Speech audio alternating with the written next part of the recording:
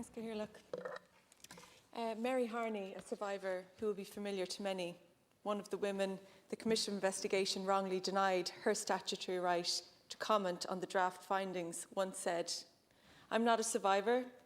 I'm a small yet mighty resistant worker for justice."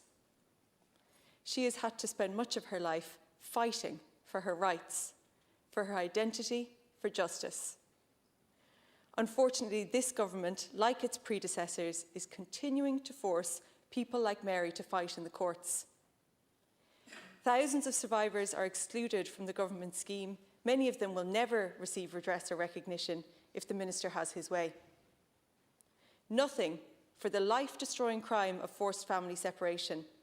Nothing for those boarded out to abusive homes. Nothing for those who pharmaceutical companies have profited off of. Others will be given as little as €5,000 for a lifetime of trauma. You would get multiples of that for a whiplash injury. It is truly despicable.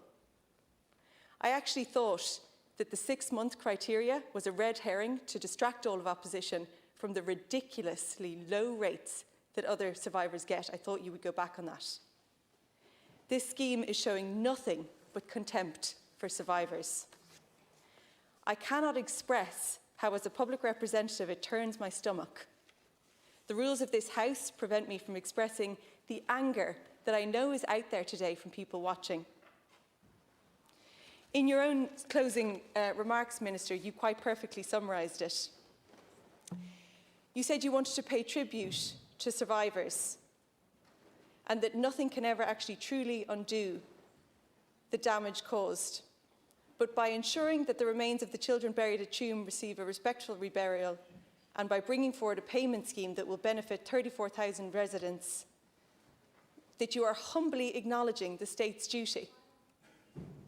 If you are humbly acknowledging your state's duty, you'd have to reword that to ensuring that the remains of the children in all known burial sites around the country would receive a respectful reburial, and by bringing forward a payment scheme that would benefit all former residents. That would humbly acknowledge the state responsibility to some extent. Minister, you are being disingenuous given the incredible, serious and personal nature of this topic, and that is unforgivable. You claim you have listened. That is blatantly untrue. Survivors participated in your consultation. They rightly called for a scheme recognising all survivors. They know how others have suffered. They know the evil of a system that separates them into different categories. The casual manner in which you disregard their wishes is sickening. Minister, you also proudly say you have gone beyond the Commission's recommendation, as if this is an admirable thing. We know the Commission's recommendations were arbitrary and inconsistent with testimony given, not to mind all those excluded from the investigation in the first place. Any scheme based on these recommendations is equally distortive and defective. Minister, you emphasise that the scheme will be non-adversarial, as if this is a benevolence. You tried to set yourself up as the good guy by saying survivors will not have to provide evidence of harm. But of course, this position is based on the fallacy that there are only 2 options open to you. But Minister, you can create a process that recognises harm in a way that trusts survivors. Because that is at the heart of your so-called non-adversarial system, the assumption that survivors would lie. They are being treated in the same way they always have by the same judging and distrusting state. It is all wrapped up in kinder language, but the core prejudice remains the same. Minister, why are you and this government letting the church and pharmaceutical companies get away with this? I know there is a deference to the church in some of the government parties, and the pharmaceutical companies are major employers. But you should be standing up for justice. Honestly, will anyone be held to account for this litany of crimes? Will anybody in the Bon Secours order be held accountable for Tuam? It is an incredibly wealthy organisation profiting from private healthcare here and internationally. Why are you not aggressively pursuing them, not only for accountability but for compensation for victims?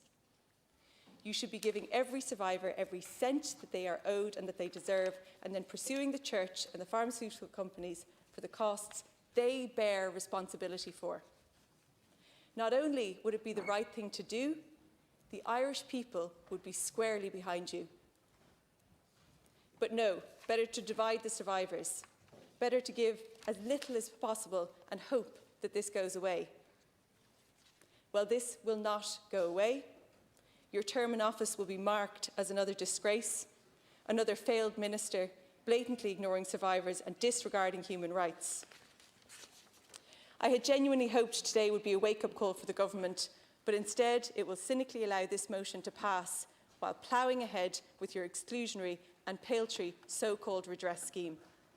I, along with others, will fight you every step of the way at all stages of your bill that ignores survivors, rejects human rights and facilitates religious orders and pharmaceutical companies getting away with crimes.